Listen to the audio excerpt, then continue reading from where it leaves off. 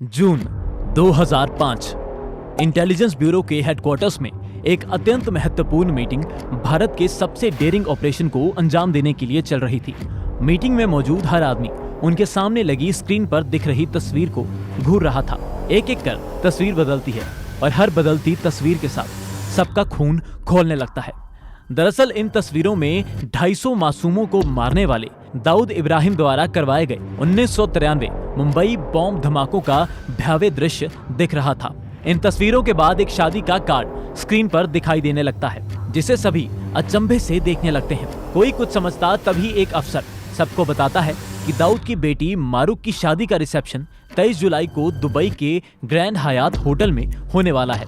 वो आगे अपने साथियों को बताता है कि भारत के सबसे बड़े दुश्मन को खत्म करने का ये सबसे सही मौका है। कमरे में मौजूद हर अफसर इससे सहमत हो जाता है और दुबई में घुसकर दाऊद को मारने का फैसला ले लिया जाता है।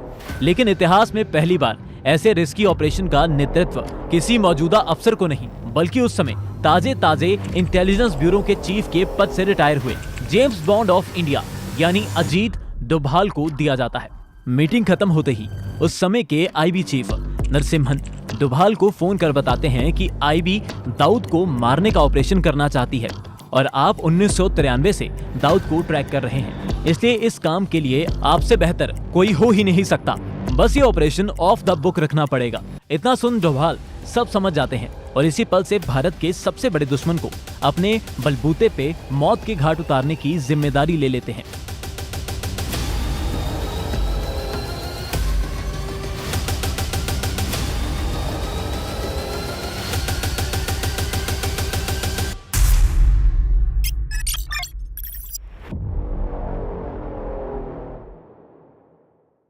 ऑपरेशन की जिम्मेदारी लेते ही डोभाल अपनी जासूसी की दुनिया के तजुर्बे का इस्तेमाल कर विकल्प खोजने लगते हैं। कई देर सोच विचार के बाद डोभाल एक फोन मिलाते हैं और दाऊद की सारी बात सुनने के बाद ये आदमी नेपाल फोन लगाता है। इस फोन के तुरंत बाद नेपाल के एक पहाड़ी गांव में हलचल मचने लगती है। दो आदमी बड़ी हफरा तफरी में इस गांव से निकलते हैं और टैक्सी पकड़ कलकत्ता के लिए निकल जाते हैं।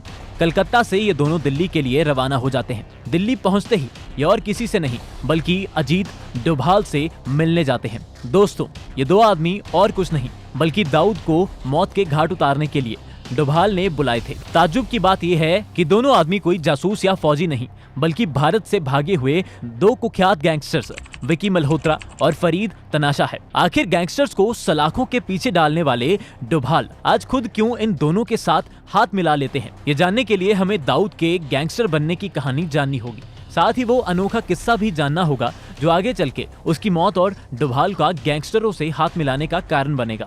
1955 में महाराष्ट्र के कोंकण इलाके में दाऊद इब्राहिम कसकर का जन्म होता है। दाऊद बचपन में ही स्कूल छोड़ छोटी मोटी चोरी चकारी करने लगा था। 1970 तक उसका क्राइम की दुनिया में इतना इंटरेस्ट बढ़ गया था कि वो बाशु दादा नाम के बंदे की गैंग से जुड़ जाता है। कुछ साल अंडरवर्ल्ड की दुनिया को समझने के बाद 1970 के अंत तक दाऊद अपने भाई शाबिर इब्राहिम कसकर के साथ मिलके डी कंपनी नाम की गैंग बना लेता है। डी कंपनी अपने शुरुआती दिनों से ही बड़े बड़े कलाकारों से वसूली, गुजरात के जरिए मुंबई से गोल्ड स्मगलिंग और पाकिस्तान से हेरोइन का नशा मुंबई की गलियों तक पहुंचाने लगी थी। डी कंपनी देखते ही देखते अंडरवर्ल्ड की दुनिया में अपनी मजबूत पकड़ बना लेती है और ये बात उस समय मुंबई के खतरनाक डॉन करीम लाला को हरगिज हजम नहीं हुई। करीम लाला जो पठान गैंग का हेड था, वो कैसे भी कर डी कंपनी को रास्ते से साफ करना चाहता था। इसी के चलते 1981 में पठान गैंग के आदमी दाऊद के भाई शाबिर की हत्या कर देते हैं। इसके बाद मुंबई अंडरवर्ल्ड एक अलग ही रूप ले लेता है। दाऊद अब कैसे भी कर पठान गैंग का खात्मा करना चाहता था और पठान गैंग दाऊद को मार गिराना चाहती थी। एक तरफ ये चल रहा था, दूसरी तरफ एक राजेंद्र निकलजे नाम का नौजवान डी कंपनी का हिस्सा बनता है।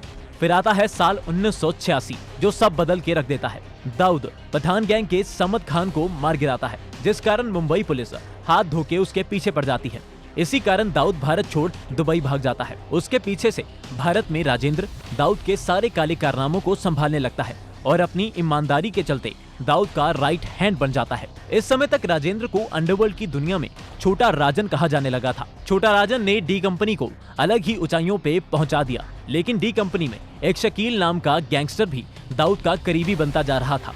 शकील और छोटा राजन के बीच मानो एक रेस चल रही थी कि कौन दाऊद का सबसे करीबी बन पाएगा। इनकी ये खींचतान एक गहरी दुश्मनी का रूप ले लेती है और 1990 की शुरुआत में शकील छोटा राजन पे जानलेवा हमला करवा देता है, लेकिन तब भी दाऊद शकील को अपना करीबी बना के रखता है।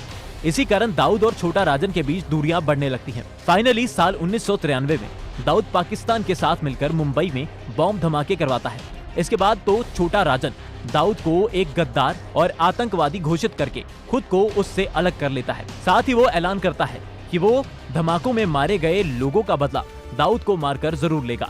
इस पल से अंडरवर्ल्ड की सबसे खतरनाक दुश्मनी शुरू हो जाती है। साल 2000 में दाऊद के आदमी छोटा राजन पर बैंकॉक में बहुत खतरनाक हमला करते हैं। छोटा राजन बच तो जाता है, लेकिन तब से उसकी जिंदगी का सिर्फ एक मकसद बन जाता है, दाऊद को कैसे भी कर मौत के घाट उतारना। वो कहते हैं ना, दुश्मन का दुश्मन हमारा दोस्त होता है। डोभाल इन दोनों की दुश्मनी का फायदा उठाने का सोचते हैं और इसलिए डोभाल ने उस दिन वो फोन छोटा राजन को किया था और दाऊद को मारने की बात सुन वो भी अपने बेस्ट शूटर्स तुरंत दिल्ली भिजवा देता है। छोटा राजन के शूटर्स का उपयोग करने से डोभाल दोहरी चाल खेलते हैं। एक तो इन दोनों शूटर्स को सूडान के पासपोर्ट पर दुबई भेजा जाएगा, जिससे भारत सरकार पर कोई भी शक की सुई नहीं घूमेगी। दूसरा, गैंगस्टर्स द्वारा दाऊद को मारना सिर्फ दो गैंग्स की दुश्मनी लगेगी। 1 जुलाई 2005 दिल्ली पहुंचते ही डोभाल इन दोनों को एक सीक्रेट लोकेशन पे ले जाते हैं।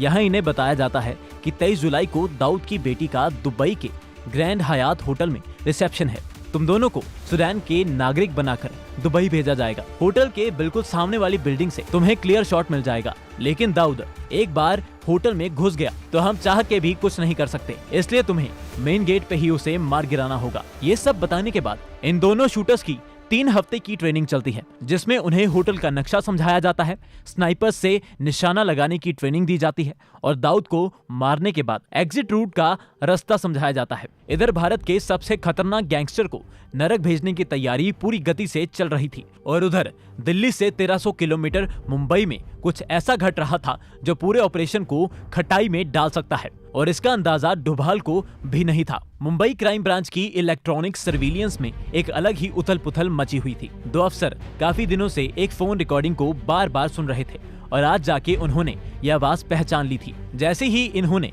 यह आवाज पहचानी तो इनके पैरों तले जमीन खिसक जाती है और ये तुरंत अपनी आला अधिकारी IPS मीरा बोरवंकर को यहाँ बुला लेते हैं। मीरा के यहाँ पहुँचते ही एक अफसर बताता है, मैडम इस रिकॉर्डिंग में जो 3 लोग बात कर रहे हैं उसमें से 2 तो वांटेड गैंगस्टर विकी मल्होत्रा और फरीद तनाशा है। तीसरी आदमी की आवाज हमारे किसी भी डाटाबेस से मैच नहीं कर रही है। मुंबई क्राइम ब्रांच इन दोनों को कई महीनों से ढूंढ रही थी, इसलिए आज इनकी खबर मिलते ही मीरा तुरंत पूछती है इनके बारे में और क्या पता चला है। इस पर वो अफसर जवाब देता है कि ये दोनों नेपाल से कलकत्ता और फिर दिल्ली आए हैं और रिकॉर्डिंग से लग रहा है कि ये किसी नेता या व्यापारी का खून करने के लिए आए हैं। इतना सुन मीरा के कान भी खड़े हो जाते हैं और वो तुरंत अपने बेस्ट अफसरों की एक मीटिंग बुला लेती है। मीटिंग में कई देर बातचीत के बाद फैसला लिया जाता है कि इन दोनों को दिल्ली में गिरफ्तार करके मुंबई लाया जाएगा। इस काम की जिम्मेदारी DCP धनंजय कमलाकर को दी जाती है और इसको नाम दिया जाता है ऑपरेशन एक्स। अब देखना ये था कि क्या मुंबई पुलिस डोभाल की चतुराई के आगे घुटने टेक देगी या इस बार डोभाल को शय और मात का सामना करना पड़ सकता है। 18 जुलाई 2005 दिल्ली के लुटेंस इलाके में स्थित एक 5 सितारा होटल में दोनों शूटर्स और डोभाल की फाइनल ब्रीफिंग चल रही थी। उधर से कमलाकर और उनकी टीम किसी भी वक्त दिल्ली पहुंचने वाली थी और पाकिस्तान में दाऊद दुबई जाने के लिए बेसब्र बैठा था। दोनों शूटर्स को 2 दिन बाद निकलना था और आज डोभाल से एक आखिरी बार मिलने के बाद वो डोभाल की कभी शक्ल भी नहीं देखने वाले थे। डोभाल अपने सामने पड़े होटल के ब्लूप्रिंट को लगातार देख रहे थे और कुछ देर बाद इन दोनों को एक आखिरी बार पूरा प्लान दोहराने लगते हैं। इधर डोभाल ने प्लान समझाना शुरू किया ही था कि उधर मुंबई पुलिस दिल्ली पहुंचकर होटल की तरफ निकल जाती है। होटल पहुंचते हैं ये अपने आई कार्ड चमकाते हुए रिसेप्शन पर बैठी लड़की से दोनों शूटर्स का नाम बता उनके कमरे का नंबर पूछते हैं। इन्हें बताया जाता है कि ये दोनों 5वें फ्लोर पर ठहरे हैं और मुंबई पुलिस तुरंत इन्हें पकड़ने के लिए निकल पड़ती है। उधर कमरे में डोभाल मुंबई पुलिस के दिल्ली आने से पूरी तरह अनजान थे और वो अपनी ब्रीफिंग खत्म कर इन्हें एक महफूज जगह पर ले जाने के लिए होटल की इमरजेंसी एग्जिट से बाहर निकलते हैं।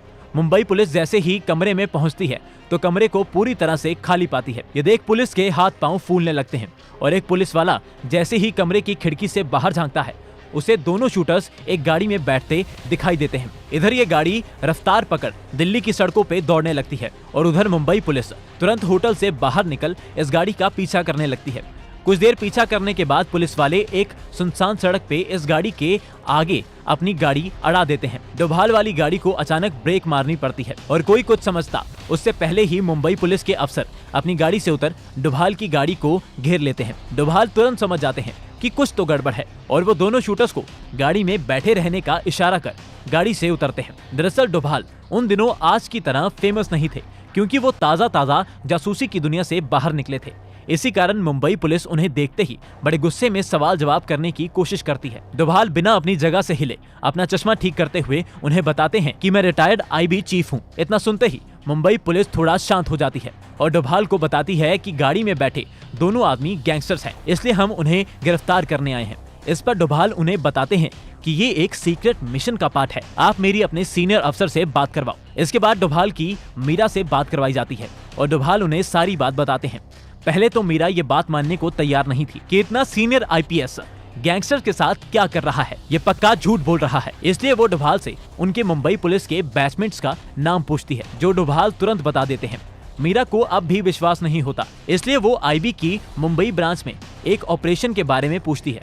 ये ऑपरेशन इतना गुप्त था कि उन्हें भी इसकी कोई खबर नहीं थी, इसलिए वो मीरा को ऐसे किसी ऑपरेशन के होने की बात को मना कर देते हैं। इतना सुन मीरा तुरंत अपने अफसरों को दोनों गैंगस्टर्स को अरेस्ट करने का आदेश दे देती है।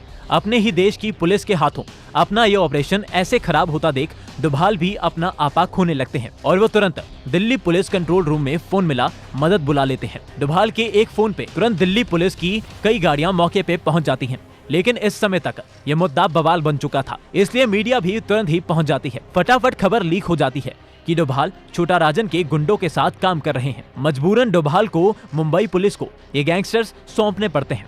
हालांकि बाद में जब डोभाल से इससे रिलेटेड सवाल पूछा जाता है तो वो भारत सरकार की बदनामी ना हो, इसलिए वो साफ कहते हैं कि मैं तो उस वक्त घर में टीवी देख रहा था। डोभाल और भारत सरकार तो बदनाम होने से बच जाती है, लेकिन मुंबई पुलिस की लापरवाही के कारण हम दाऊद को मारने से चूक जाते हैं।